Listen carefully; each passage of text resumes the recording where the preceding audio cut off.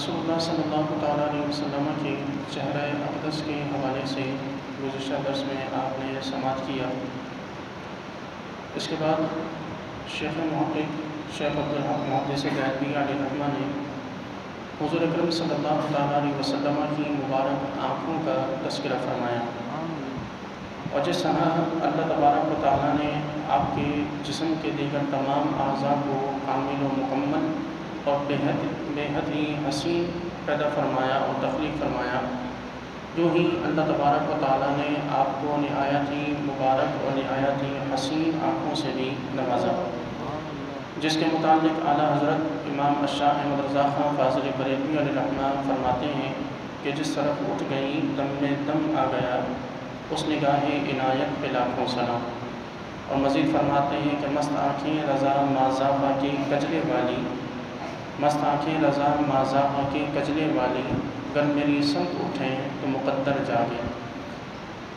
شیخ عبدالحق محدث دہلوی علیہ الرحمہ نے رسول اللہ صلی اللہ تعالیٰ علیہ وسلم کی مبارک آنکھوں کے ذکر کو دو حصوں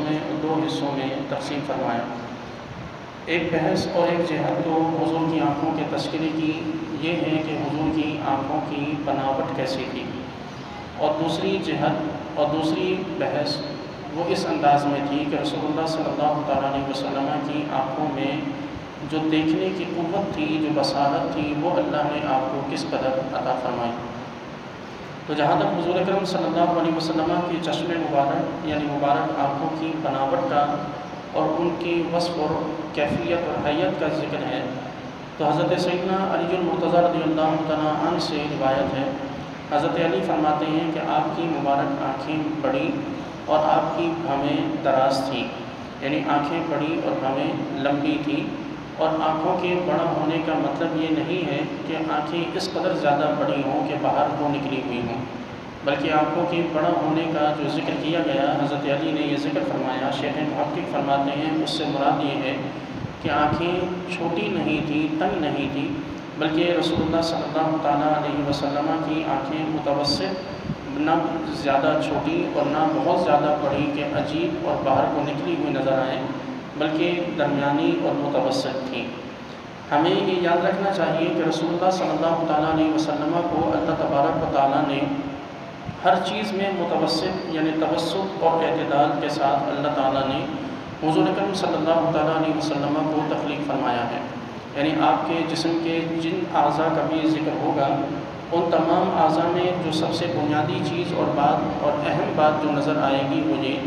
کہ نہ بہت زیادہ چھوٹی اور نہ بہت زیادہ لمبے اعضاء تھے، بلکہ اللہ تبارک و تعالیٰ نے آپ کو اس حد تک متوسط اور اعتدال کے ساتھ آپ صلی اللہ علیہ وسلم کی اعضاء کو سانچے میں ڈالا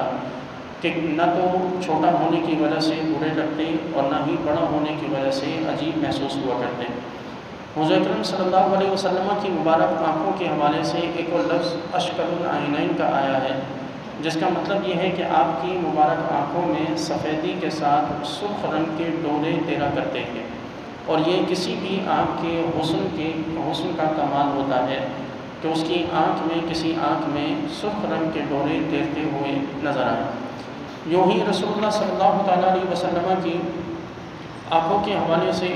رسول اللہ صلی اللہ تعالیٰ علیہ وسلم کی آنکھوں کو سرمگی بھی بتایا گیا، اور کہ آپ صلی اللہ علیہ وسلم کی مبارک آنکھیں بغیر سرما لگائے بھی سرما لگائی ہوئی محسوس ہوا کرتی، اور اس قسم کی آنکھوں کو اکحل العینین کہتے ہیں، یعنی وہ آنکھیں کہ جن میں قدرتی طور پر سرما لگایا گیا ہو۔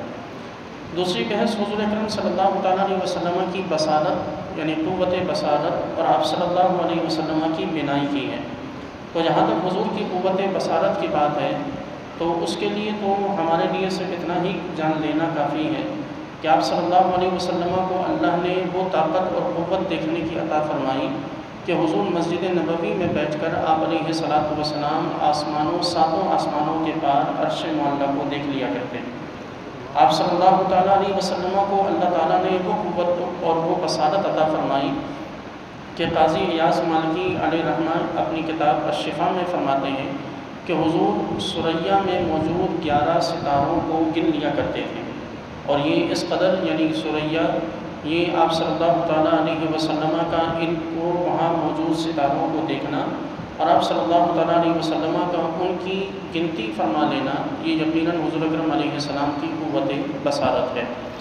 یوں ہی آپ صلی اللہ تعالیٰ علیہ وسلم کی قوت بصارت کا عالم یہ بھی ہے کہ حضور اکرم صلی اللہ علیہ وسلم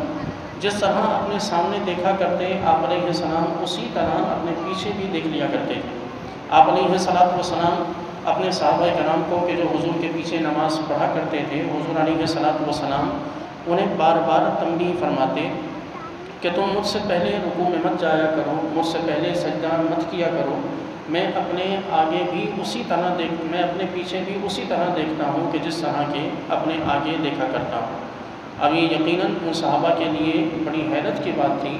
کہ جو حضور کے پیچھے کھڑے ہو کر نماز ادا کیا کرتے تھے، کہ آج بھی کوئی شخص کسی امام کے پیچھے کھڑا ہو کر نماز پڑھے تو امام کو کیسے خبر ہو سکتی ہے کہ پیچھے والے شخص نے اس سے پہلے رکوع کیا ہے یا سجدہ کیا،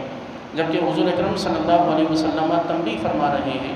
کہ مجھ سے پہلے نہ رکوع کیا کرو اور نہ مجھ سے پہلے سجدہ کیا کرو۔ یوں ہی حضور اکرم صلی اللہ تعالیٰ علیہ وسلم کی آنکھوں سے آپ علیہ السلام کے دیکھنے کا جو طریقہ تھا، اس کے متعلق صحابہ کرام فرماتے ہیں کہ حضور اکرم صلی اللہ علیہ وسلم کی عادت مبارکہ تھی کہ آپ صلی اللہ علیہ وسلم اپنی نگاہوں کو ہمیشہ زمین پر ٹکائے رکھا کرتے، اور کبھی کم ہی ایسا ہوتا کہ آپ علیہ السلام آسمان کی طرف اپنی نگاہ کو اٹھاتے، اور یہ اسی وقت ہوتا کہ جب حضور کو اللہ کی جانب سے کسی حکم و وحی کا انتظار ہوا کرتا، ورنہ آپ کی عادت مبارکہ تھی کہ آپ اپنی شرم اور اپنی حیا کی وجہ سے حضور اکرم صلی اللہ تعالیٰ علیہ وسلم زمین کی طرف اپنی نگاہوں کو جھکا کے رکھتے، اور جب کسی کی طرف متوجہ ہوتے تو صحابہ کرام فرماتے ہیں کہ حضور کے متوجہ ہونے کا انداز ایسا ہوتا کہ آپ اپنی آنکھوں کے کناریوں سے اس طرح نہیں دیکھا کرتے کہ جس طرح کے تکبر والے لوگ کسی کو دیکھتے ہیں، بلکہ حضور جب کسی کی جانب متوجہ ہوتے تو صرف گردن بھی نہیں موڑا کرتے، بلکہ آپ اپنا پورا جسم اطہر اس کی جانب موڑ کر اس کی جانب متوجہ ہوا کرتے کہ سامنے والے کو رسول اللہ صلی اللہ تعالیٰ علیہ وسلم کی پوری توجہ محسوس ہو سکے، اسے یہ نہ محسوس ہو کہ حضور نے میری طرف صرف گردن پھیری اور جسم اطہر حضور کا کسی اور جانب تھا۔ تو یہ رسول اللہ صلی اللہ تعالیٰ علیہ وسلم کی مبارک آنکھوں کے حوالے سے شیخ عبدالحق محدث دہلوی علیہ رحمہ نے یہاں اس کتاب میں کلام فرمایا۔ خالق کائنات سے دعا ہے کہ پروردگار ہم سب کو رسول اللہ صلی اللہ تعالیٰ علیہ وسلم کا ادب و احترام کرنے اور حضور سے سچی محبت رکھنے کی توفیق عطا فرمائے۔